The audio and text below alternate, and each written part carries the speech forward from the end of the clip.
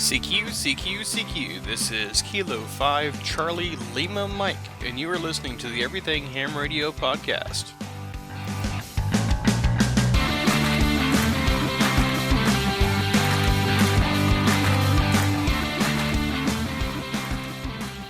Hey everybody, and welcome to the Everything Ham Radio podcast. This is episode number 19, and we're going to be talking about awards.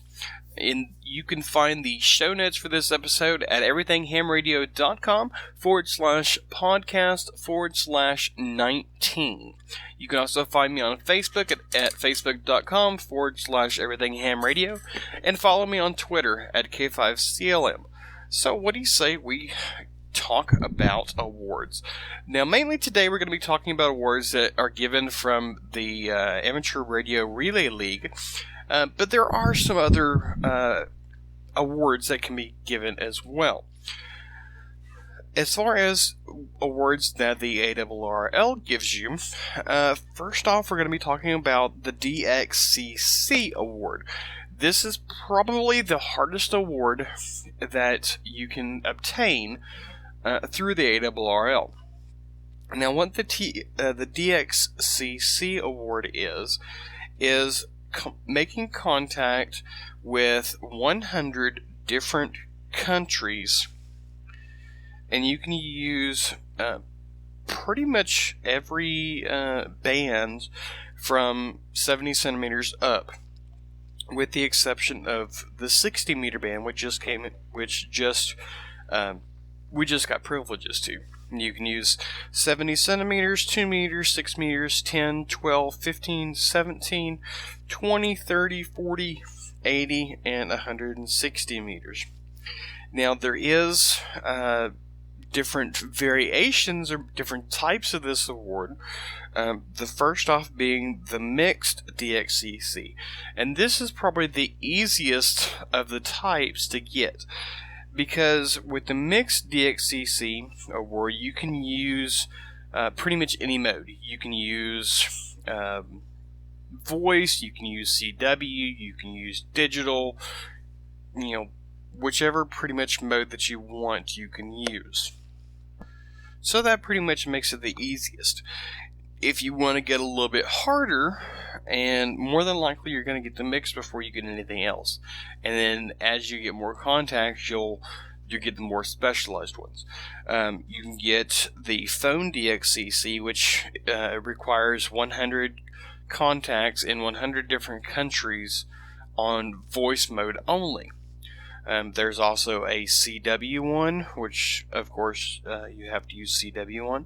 There is digital, and there's also satellite. Now, satellite award is a little bit different because it does not count towards any of the others. You can't use satellite contacts for your phone award or your mixed award. It's a category unto itself and an island of itself. So, again, this is probably one of the hardest. Because you have 100 different countries that you got to do, and that's going to take a while. More than likely it's going to take you several years to do, especially on the more specialized one of just voice communication, just CW communication, digital, whatever. Now, there is a even harder portion of this award, which will probably take you more than a couple years to get, and that's the 5-band Dxcc. Now, what this is you have to make 100 different contacts in 100 different countries on 10 meters, 15 meters, 20 meters, 40 meters, and 80 meters. That means you have to have 500 contacts, and you have to have 100 in each band, basically. So, once you get this award, once you get the 5-band award, and you have your initial 500 contacts, you can get different endorsements for it. Once you get 100 contacts on 30 meters, you get a 30 meter endorsement. Once you get it on 6 meters, you get a 6 meter endorsement, and so on. But you have to have the first 5 bands before you can do that. So you don't get the 5 band one until you have the 10, 15, 20, 40, and 80 meter contacts under your belt. The next thing that we're going to be talking about is the worked all states. The worked all states is probably the most popular award that the ARRL gives out. They have issued several thousand of these awards. The worked all states, again, you can use pretty much any band, and you can use any mode, with the exception of 60 meters. The worked all states basically works as you have to make one contact in every state of the U.S. There is a slight stipulation to this award, which personally I think is a little unfair, really. If you reside in the U.S., you have to be a member of the ARRL to get this award. If you don't reside in the U.S., this requirement is waived. So as I am here in the U.S., I have to be a member of the ARRL to get the Worked All States Award. Otherwise, I can't get it. And if I were to live in, say, Europe or Mexico, I could get it because I don't live in the U.S. To me, that kind of sounds a little discriminatory, maybe. But, who knows. Now, the Worked All States, you also have to make all your contacts within, little air quotes here, one location. And one location, by that they mean within a 50-mile radius. Now, you can, have your home station to make some contacts. You can have a mobile HF in your truck or your car and, go to work, go to the park or whatever. You can set up I lost the word here. You can set up a temporary station at a park and make contacts as long as it's within 50 miles. All the contacts, all 50 states, is within 50 miles of each other. It will count. If you go to, your parents' house and they live 100 miles away and you make a contact, that doesn't count. So it's more of a same geographical area rather than same location, I guess. So much like the Dxcc award, there's also several types of the Worked All States. You have your mix, which allows you to use any mode, any band, with the exception of 60, to make your contacts. You can use CW on 40 meters to make a contact, and voice on 20 meters to make a contact, and digital on 80 meters to make a contact, and it all counts towards your Worked All States. With the more specific ones, there's phone, CW, digital, RIDI, and satellite. All of these are the specialized ones. If you make all 50 contacts on voice, you get the voice Worked All States Award. If you do them all on CW, you get that. You can get multiple ones. You can get your mixed one first, and then once you get your Worked All States on voice or on CW or whatever, then you get that as well. Also, like the Dxcc, there's also a 5-band Worked All States, which the award actually says 5B WAS. And I will have pictures of each of these awards in the show notes for today's episode. The 5-band award, you have to make contact with 50 states on each band, and it is 10, 15, 20, 40, and 80. And once you get that, you can get endorsements for 23 centimeters, 70 centimeters, 1.5 meters, 2 meters, 6 meters, and 160 meters. But again, you have to have your first 5, the 10, 15, 20, 40, and 80, before you can get the endorsements. The next one we're going to be talking about is probably the easiest one, or at least one of the easiest ones to get from the ARRL, and that's the worked all continents. This requires making contacts with all 6 continents: North America, South America, Oceania, Asia, Europe, and Africa. Once you make contact with all 6 of them, you can apply for the award and get it. Basically, if you make one with, somewhere here in the U.S., you make one in, say, Brazil, you make a contact in Europe, or in like Great Britain or something, you make one in Africa somewhere, and you make one in Australia, then you have your 6 contacts, or Asia, say, so Japan or China or something like that. There you have your 6 contacts. You can apply for the award. So this is probably one of the easier ones to get. It does not have the specific, phone or digital or CW or whatever. It's basically just a blanket one. So any mode that you use, any frequency that you use is fair game. Some other awards that the ARRL have, we're not really going to go into very much, but I am going to give you an idea of what they have. You can go to the ARRL /awards to get more information on all of that we've talked about today and the ones we're going to talk about here in just a minute. You can get the full rules, any frequently asked questions, applications for it, and whatnot.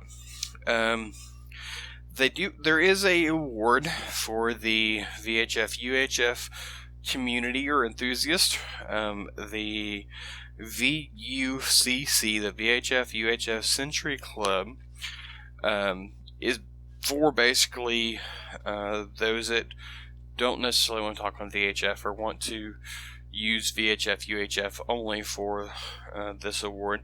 And basically it's making contact with a certain number of Maidenhead grid squares from the same location. I didn't really see anywhere that was listed on how many you had to have, which I kind of found kind of odd. But it says a minimum amount of contacts, I believe is what the exact wording was. But check out the ARRL website for more information on that. The next one is the Fred Fish Memorial Award. This one actually kind of struck me as kind of cool. This award was named after Fred Fish, which is W5FF, Whiskey 5, Frank, or Foxtrot. He is an SK, unfortunately. He was the first amateur radio operator to make contact with all 488 Maidenhead grid squares in the continental U.S. on 6 meters. Now, that's the key word, on 6 meters. This has to be done on 6 meters only. It can be done on voice, it can be done on CW, digital modes, whichever. But it has to be done on 6 meters. He was the first ham to accomplish this feat, and that's why it's named after him. So if you want to follow in his footsteps or recreate what he did, you can get the Fred Fish Memorial Award. The next one we're going to be talking about is going to be your easiest one. Absolutely, positively easiest one for a new ham. This does really not apply for us older folks that have been in the hobby for multiple years. And really it's for us as the old timers, for the new people. And that's the First Contact Award. If you make contact with somebody and they tell you that you were their first contact on amateur radio, or maybe even first contact on HF, you can actually go to the ARRL website, fill out some information as far as when the contact was made, their name, stuff like that, and the ARRL will send them this award as a first contact award. Really nice certificate, and really neat memorabilia type thing for a new ham. Okay, that's pretty much all I'm going to talk about as far as the ARRL is concerned. There are a couple other ones that are on their website.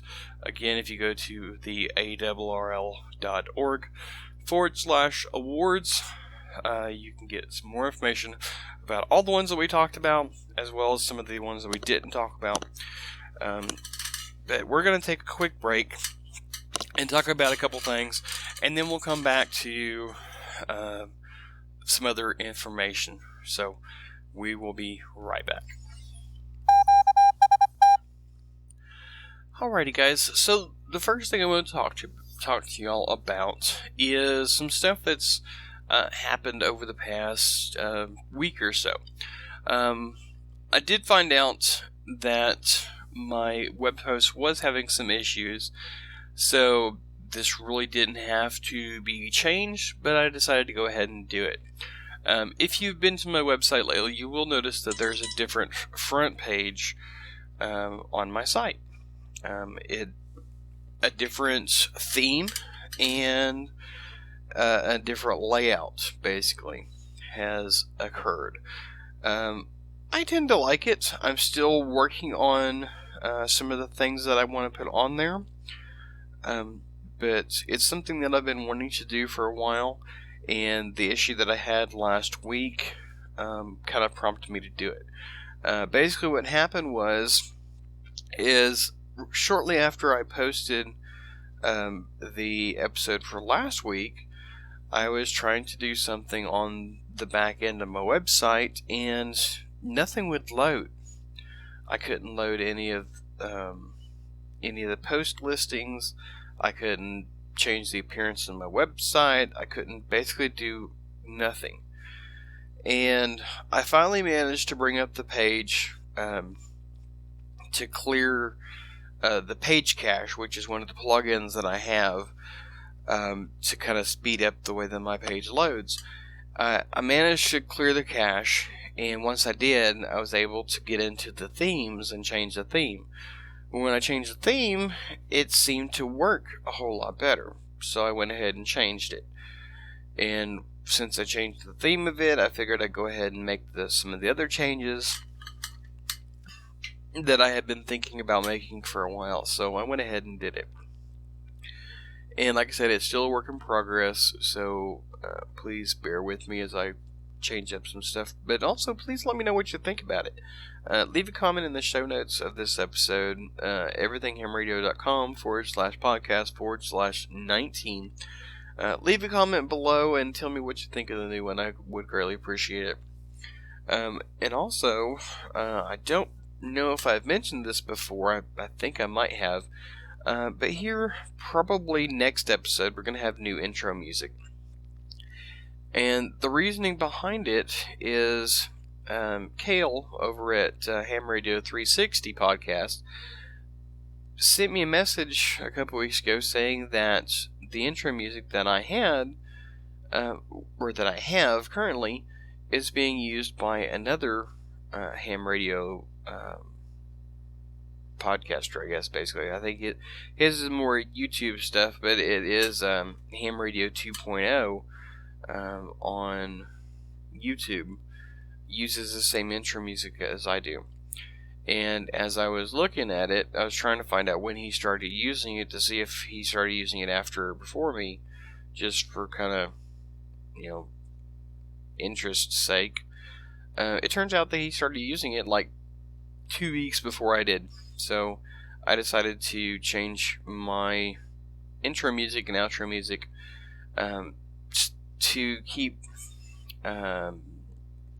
my uniqueness, I guess you could say. I wish this didn't happen because I really, really like the intro music that I have, but unfortunately, somebody else is using it. Somebody else in the amateur radio niche is using it. And the funny part is that the guy that's using it lives like 30-40 miles from me. He's actually lives here in the DFW area. So I'll probably be changing it next episode, and you'll be hearing a new voice. I'm going to try and see if I can get, I've asked my wife to do my intro for me, and see what that's like. So probably over the next couple of episodes, you're going to be hearing some different intro music and outro music. So let me know what you think about that. Next on my set of announcements here, and I've done this a couple times now, I'm going to make a shameless plug for my wife's new blog. I've been doing this now for almost 2 years. Next month, I believe, will be 2 years. And throughout this entire time, my wife has always hounded me whenever I say I need to work on my blog. She's always been like, well, you know, there's other stuff that you could be doing instead of working on that stinking blog. It is basically what she says. And now, she finally got the blogging bug and decided to start her own blog. And it's basically covering our journey through the foster care system. And also, we'll be touching on other things, general parenting information, tips, advice, stuff like that. So, if any of you are interested in the foster care system, or would just like to listen to, or would like to read about parenting tips, parenting advice, stuff like that, head on over to her blog at morethansafe.com and check it out. If you like what you read and would like to follow her, you can subscribe to her email list, and you'll get an email on when a new blog post goes up. She typically will post a new blog post on Friday mid-morning, I believe. The next thing and the last thing that we're going to be talking about as far as the announcements go is thanking y'all for supporting my blog, my website, and my podcast. I've had a couple donations now from one person, and I greatly appreciate that. And I've mentioned before about my new Patreon page. I was told about this from one of y'all, and I looked into it, decided to go ahead and sign up for it. And basically what this is a monthly pledge to assist me in maintaining my podcast, maintaining my website, helping me pay the bills for this. And you can make a pledge if you'd like to, $1, $5, $10, or $25 a month. Each level has different rewards, and I will be adding more in the future. Maybe I'll be adding a hat or a t-shirt if you pledge a certain amount. But I got my first pledge this last week from Mark Wardell, and he pledged $5. Thank you, Mark, for that pledge, and thanks for supporting the Everything Ham Radio podcast. So if you would like to make a pledge, you can go to everythinghamradio.com/Patreon, and that's Patreon. There will be a link in the show notes for this episode. So if you would like to help support this podcast and the blog, head on over there and make a pledge. Or you can make a one-time donation at the bottom of the show notes through PayPal. So I guess that's all the announcements that I have for now. So let's go ahead and wrap up this episode about awards. Alright, so what other awards can you get as an amateur radio operator? Well, we've talked about a couple of them last episode with Soda. The award for reaching 100 activations, and the award for making 100 contacts as a chaser of Soda. Those two awards were the Mountain Goat Award and the Shack Sloth Award. I believe there's going to be some kind of award system for the National Parks on the Air as well, but I'm not sure. On the local front, I know that several clubs will have some type of award. One of the clubs that I belong to has a Ham of the Year award, which is given out to one of the members for outstanding service throughout the year. Other clubs that I've read about that I've had in my spotlight on these episodes have given Ham of the Year awards, new Ham of the Year awards, Elmer awards, several awards like that. Does one of your clubs do something like that? If they do, leave a comment below in the show notes and tell us what kind of awards your club gives out.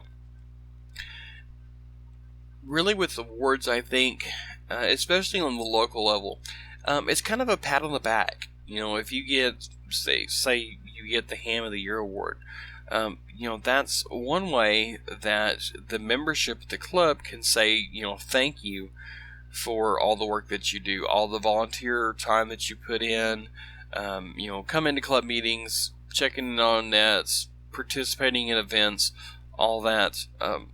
It's basically just like a pat on the back, and everybody really needs a pat on the back every now and then.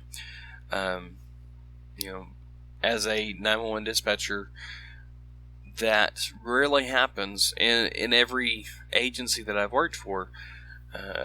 We as dispatchers have been the black sheep of the family, so to speak, and rarely get the praise or the thank yous from anybody, really.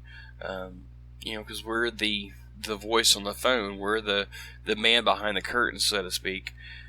And you hear about police officers and firefighters doing a good job and getting accommodations, but you rarely hear anything about a dispatcher, and that's unfortunate. But as amateur operators, we need something like that as well. So if your club doesn't give awards, you might think about doing something like that, giving some kind of award once a year or something like that to thank your members for helping out. So yeah, that about wraps it up for awards. What do you say we move on to our Amateur Radio Club Spotlight, where we're going to be talking about the River Cities Amateur Radio Club.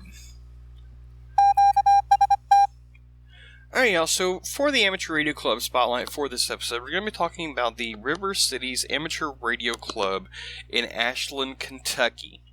You can find their website at www.rcara.net. Again, there will be links in the show notes for everything we've talked about, including the club spotlight. They have meetings held on the first Tuesday of the month at 7 p.m. at the Salvation Army building, located at 2212 Carter Avenue there in Ashland, Kentucky. They have a weeknight net, and that happens every weeknight, Monday through Friday, at 7:30 on the 14694 repeater. And that is owned by the club, the 14694 repeater.